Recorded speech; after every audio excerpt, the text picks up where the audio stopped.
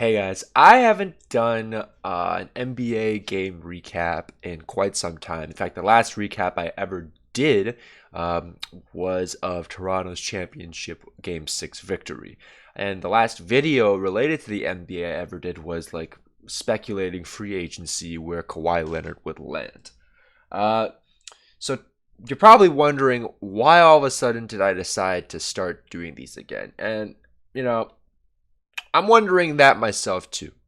But the other day I was waiting for videos to export, and I had some time to kill, and I thought, hey, why not, boot up the camera, actually watch the game and take down some notes. I have been keeping up with the games for the most part, but like I just haven't been, writing down notes like I used to, just for my own entertainment purposes to look back on. And I thought, yeah, why not? Why not start this series up again? So here we are. Yeah, yesterday the Toronto Raptors played against the Philadelphia 76ers. Oh, God, that was a tongue twister for a moment. At the Scotiabank Arena, and the Raptors have ultimately won the game 107-95. So we're going to get into the first quarter. This is going to be just like the previous recaps that I've done about 6 months ago or half a year ago or so.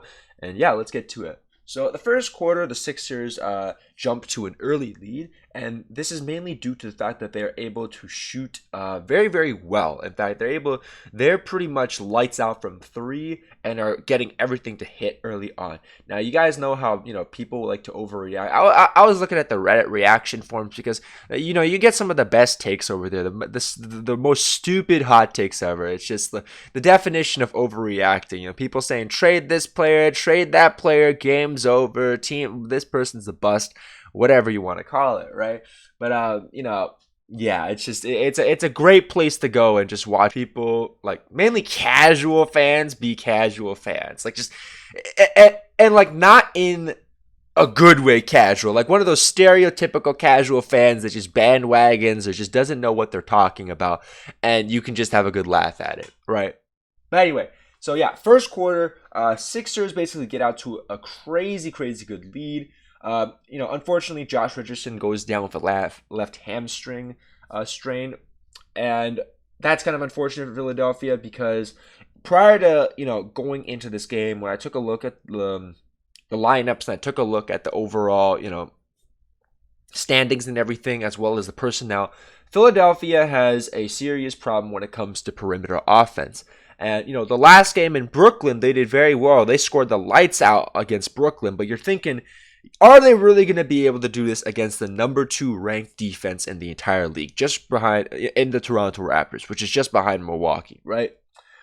And, as they're like putting together these like threes and this early lead, I'm starting to think, okay, this could be a little bit challenging because, the Toronto Raptors can definitely get punished on the interior, especially with the offensive rebounding or the lack of. That's like one of the weaknesses for Toronto. It's just they're not good at offensive rebounding or closing out and shit like that, right? To get the boards. If Philadelphia is hitting all these shots, and they can abuse that's just going to spread the floor even more and make the paint wide open even more. Like, forget about trying to pack that shit with Ibaka or Gasol. Simmons is going to have his way. And you saw, even as the offense for Philadelphia, at least on the perimeter, started to die, Simmons was still having his way in the paint. Now, I know Joel Embiid didn't play this game, and that definitely could have changed the outcome whatsoever. But all I'm going to say is this, in regards to people that might try to discount this win or whatever, and they probably shouldn't. Toronto's roster has been in the hospital. Their main roster has been in the hospital for a good chunk of the damn season. And they've managed to be, have a positive win record, hovering between 5th and 2nd in the Eastern Conference. So there's no fucking excuses when it comes to that, right? No excuses. So anyway, the next thing I want to note is Powell. Norman fucking Powell. I stand by this still, and I'm glad that I'm being proven right. I said about 6 months ago, Norman Powell is Toronto's X Factor. He is Toronto's X Factor. If he's playing well, good luck to the other teams. This is the guy who every time people shit on Norm, they seem to forget a very important piece of history. Game 7, 2016, Indiana. Norman Powell, 4th quarter against Paul George. 9 minutes left in the game, down 20 points. What does he do? Erases that deficit. Not by himself, but takes charge of the momentum under a Dwayne Casey system where DeMar was struggling and the rest of the team just didn't seem to have it. What did Norman Powell do? He took over in the playoffs. That moment alone should be enough to maintain faith in this guy. This guy is Toronto's X Factor. And my God, he's finally seemed to put it together. In fact, you could argue he was putting it together last year before Rudy Gobert illegally screened him and caused him to have like a shoulder dislocation that fucked him up and his rhythm. And it took him a couple months to get back from that. Now, this time when he got it a couple weeks ago, it wasn't as bad, so he managed to recover, yada, yada, yada. Bottom line is, Norm Powell's fucking excellent. Screw you all who wanted to trade him. You guys don't know what you're talking about. Now, Powell, the announcers are noting, and keep in mind, I was not watching the TSN broadcast or Sportsnet broadcast because Doris Burke was casting, and every time Doris Burke casts, guys, you want to take a look and listen to that. It's really good casting. But yeah, size issue. Size is still an issue against the Sixers. I was a little bit scratching my head of why we're putting Fred VanVleet with Lowry. I know this has worked in the playoffs, but that's because VanVleet caught hot and shit. He caught fire.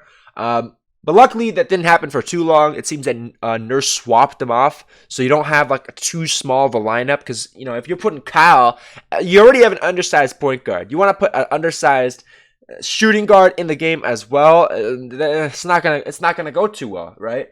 But yeah, something that I noticed about the Sixers, and I've noticed this since the beginning of, well, not even the beginning, but the beginning of December actually, is that they, aside from Joel Embiid's health, which has been something questionable, they're really bad on perimeter shooting. They were catching fire early, but towards the end of the first quarter, you can start to see things died down as Toronto's offense kind of woke up and shit and said, okay, let's not let them blow us out of the water. Because one of the Sixers win conditions is, okay, we just outshoot them, clamp on defense, get the boards, right? Just shoot them into a deficit early. We don't have to worry about shooting later. We can just attack the paint because the threat of us shooting it from the perimeter is out there. That's one of their win conditions, right? And it's even better that they managed to execute that a little bit early on. But, it started to die down, and ultimately, their shooting wasn't good for the rest of the game. Now you have Matisse Thybulle, who I think is a stellar defensive rookie. He gets into foul trouble early, but that doesn't seem to stop the momentum of Philadelphia until the very end. Sixers have been on a 4-game win streak, and Toronto at this point, they had a 4-game win streak, but prior to that, they were a little bit back and forth. So I thought this game could have gone any other way. Any way after the first quarter. Toronto's still down, but I think Toronto tends to do this, start to really pick stuff up in the second quarter and nail down on a lot of sloppiness. All right, so we go into the second quarter, and McCaw goes down with a nose injury, and I know the overwhelming Reddit has been bench McCaw. Why is Nurse playing McCaw instead of Terrence Davis? Yada yada yada. Well, Reddit, you got your wish. McCaw's out of the game. Personally, I think he made a couple mistakes when he's playing, but at the same time, you don't question what Nick Nurse is doing.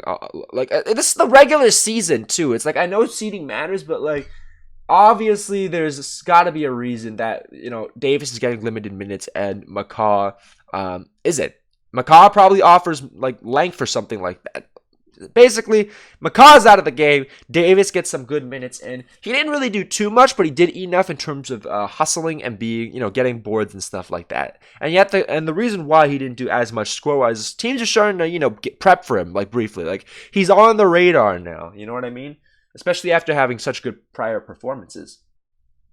So yeah, I've said this before in terms of Toronto's weakness. The main weakness is rebounding, more so, and then in terms of health, it's also a bit of a weakness right now. But that health aspect is more so than the 76ers, because Toronto, when they were all banged up, were still able to have a decent record. With Joel Embiid out, your best player, is gone. I mean, Pascal was out too, but you saw how Toronto just, next man up. Pascal's overall effectiveness and value to the team is still somewhat less than what Joel Embiid is to the Sixers. Let's just put it like that. All right, so Continuing on, Sixers are looking to exploit Toronto's suspect rebounding, which makes things interesting to me because they're shooting the ball so well. I mean, at this point, they're still shooting it well, mainly in Korkmaz. But, like, you're thinking to yourself, how long could this possibly go on for? And the answer is not much because the Raptors answered by going on a 12-3 run with 9:52 left, which causes a timeout. Fred VanVleet finally starts to pick up the scoring load. Now, this is the part where I thought things kind of shifted back in the Sixers' favor or got me legitimately concerned. Ibaka picks up 3 fouls in the span of 10 seconds with 8 minutes left in the game. And these are some really stupid decisions. The first foul is a holding foul. And then the second one is like the other two are like, you know, they could be contested or questionable, but they're just bad fouls on Ibaka's part, right? And it's all in the same possession too. So the first foul that's a hold causes an inbound play because Toronto's not in the bonus, right? The second one, it's another foul. Boom, he's got to go.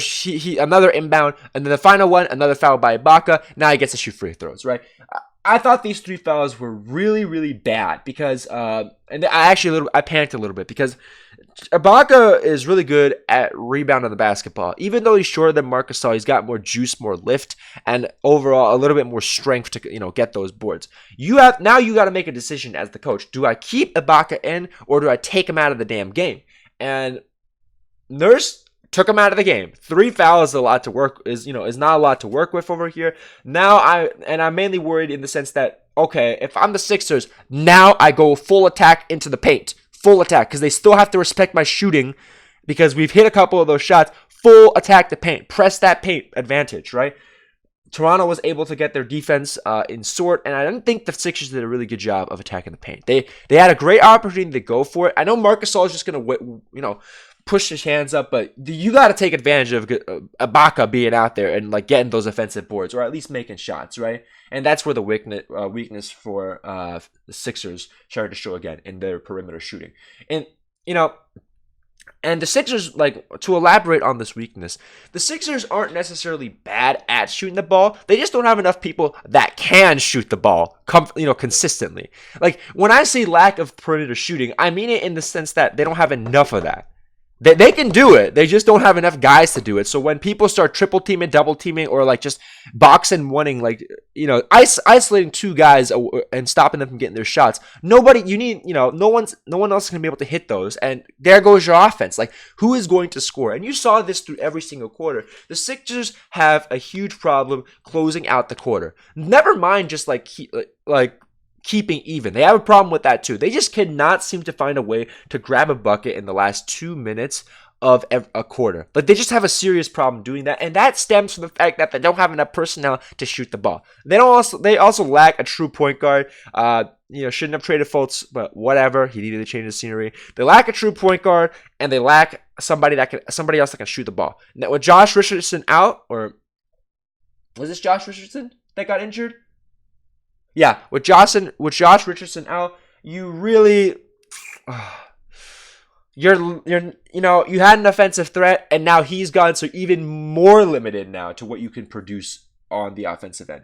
Okay, so Norm comes in after that, and he's spectacular. Like, a great job from Norman Powell. I thought he was, along with Fred, the best player in the game. I'm going to say Norm was better because he was more consistent and he provided.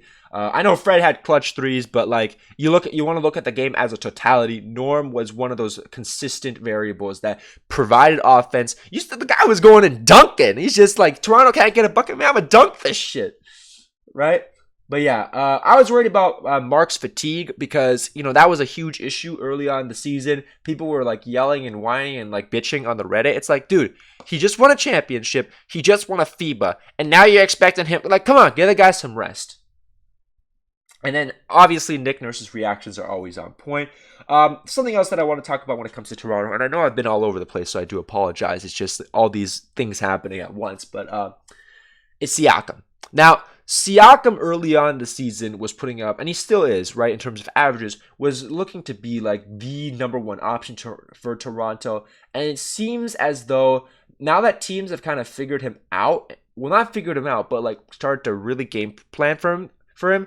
His perimeter offense, so his jumpers have started to suffer. He can still drive, but even that, like his spin, I didn't see him doing his spin move too much now. Like that like the lane or the opportunity for that has been taken away. He can still muscle his way in, so you really start to see what needs to be worked on for Siakam more. And it's, a more versatile offense. And it's fine because, I know he was 8 for 23. I mean, Brandon Ingram in the game after with Zion, which we will cover in the next video after this, by the way, was 6 for 22. So, as you start to, put on good performances and become more of an offensive threat, teams are going to game plan for you. Toronto, or mainly Siakam's next step, is to make sure he gets a reliable, and I'm pretty sure he's going to hit these threes. They stop respecting him, but he's going to hit them in the future, right? He needs to get better at his perimeter game, whether that be mid-range, pull-ups, or threes. That's just something that needs to get better overall. It's a lot better than last year, but still needs to take another step. But yeah. What's left in the second quarter? Oh yeah. Toronto takes the lead with 1:25 left. There was this moment where you see Lowry just starting to drive, and then Al Horford is just and I don't know, I have my own opinions on what Al Horford is to the Sixers, but Al Horford is standing there pointing to Lowry as he drives, get him! There's three Sixers defenders in total that can stop him. Horford just points to him and lets Lowry whip by, and he just gets the lay. And I'm like, what is this defense? You just let him bulldoze his way in. Stop the guy. If you just don't point at him, stop him. You're so close to stopping the guy. Why don't you just stop him? I thought that was kind of funny. Just what? But all right. And in terms of Horford, I'm gonna go a little bit more into it. I don't really understand how Horford is being used in the Sixers system. I think he's not being used to his strengths. The Sixers have a serious issue when it comes to scoring from the perimeter. So you've turned Horford into a catch and shoot wing guy. No, Horford thrives on being able to pack it into the paint. Go into the paint, score off jumpers, turnarounds. Work his game in there. But the problem is you don't have any threat on the outside that you forced Horford to go out there. It doesn't really make sense to me why he's always out so much. He should be in there. You know what I mean? It's just, I don't know. Whatever happened to Horford, obviously you could say that age is a factor, but in Boston, he was definitely used more effectively. That's all I'm going to say with that. Toronto ties it up 50-50 at the half. And yeah, Ben Simmons also at this point has been a shining star for the 76ers. I mean, he's been consistent. Guy plays great defense, leads the league in steals. If he could shoot a jumper, the game would be, let's just say games would be a lot different, and Philadelphia's standing could be a lot higher. But, he does everything else so well. And, he's being one of the most consistent pieces for Philadelphia. At least in this game. He was carrying them for a long time after their early shooting started to expire. And by this point, with the game timed up, it had. Toronto's defense definitely got their heads out of their asses. So third quarter, nothing really... Nothing too big. Harris comes out, 8 quick points. Fred has some shooting struggles now, but he would turn it back on in the fourth quarter. Norman continues to be good, and the threes start to fall for Toronto, and they actually are able to take a lead. So you go to the fourth quarter. Norm once again starts off playing in the fourth quarter. I'm really glad that Norm is getting minutes. He's doing really good. Korkmaz hits a couple of threes, and he basically is the only source of perimeter offense for the Sixers now that Gasol is in there. Hands wide up, stopping passes, stopping penetration. Fred VanVleet catches fire on 3 again. Ibaka comes in. I think at this point, Ibaka was in the third quarter, and he's been playing a lot of minutes, and I think this is to give Gasol rest. I mean, Gasol kind of held the fourth down for the entirety of the second quarter and early into the third, but now you have Ibaka back in because Nurse realizes that we need to get rebounds, and our defense is doing a good job in terms of energy and closing things. Now, Siakam is still struggling from the perimeter, but he's got, he'll be fine. Matisse Thybulle, he hits 3 clutch threes to keep the Sixers within 3 with 3 minutes left. Nick Nurse uses a coach's challenge for Siakam's offensive foul on Korkmaz with 2 minutes 30 left, and that kind of just sealed the game right there. Because if it's an unsuccessful Philadelphia gets the ball, God knows they hit another 3, boom, the game's tied. You have a whole different dynamic. This successful challenge allows Toronto to basically run the clock and just devastate them with more threes by Fred VanVleet. Overall, it's like I said, Sixers, at least in this game, they just have trouble closing out in the last 2 minutes of the quarters. And when their shooting is not hot, Josh Richardson is out. The next stretch of their games is going to be rough. So look at the plus minus as well. Minus 14 for Ben. I still thought he along with Korkmaz are basically the best players for the 76ers. I don't even know who Korkmaz is, but apparently he's a really good shooter. You look at Toronto, that's what I like to see with Norm, Ibaka, even though those 3 fouls could have cost us. I think personally for me, if this game were to have a turning point and allow the Sixers to win, if there was like a weakness, a moment of, oh shit, it would have been those 3 fouls that Ibaka got in 10 seconds. In the second quarter. If there was going to ever be a turning point to capitalize on, it would have been there. We obviously managed to cover that up. But yeah, here we are with this overall game assessment. I thought it was kind of strange that Chris Boucher didn't play, but because if you want rebounding, I guess that's the way to go. But there's also the issue of, does he have enough strength to kind of box out and shit like that. But overall, a very, very good game. You're gonna have your salt from both subreddits. I didn't read too much into that, but yeah, really, really good game. In the end, great job by Norm to continue to remain consistent. Toronto is starting to look. I think Toronto is, for the most part, is healthy again. McCaw, yes, is unhealthy, but how good is McCaw really? He can be effective, but if you play him as a consistent starter, he's not. That just doesn't seem to be what he's good at. Then again, we could be wrong because we thought that about Norm, right? But yeah, regardless, I'm gonna end the video off here for this recap. It's been long enough. I've been rambling on long enough. I have another one coming out about Zion's first game. It's gonna be a lot shorter because, let's be honest, all we care about is that fourth quarter. So yeah, guys, thank you all for watching. I will be doing more of these. Probably next time the Raptors play, as long as the games are not on Thursday, Friday, Saturday before 6:45 p.m. because that's when I do stream. I'll be doing more of these recaps in general, and they're going to be a lot shorter. So yeah, guys, I'll see you in the next video.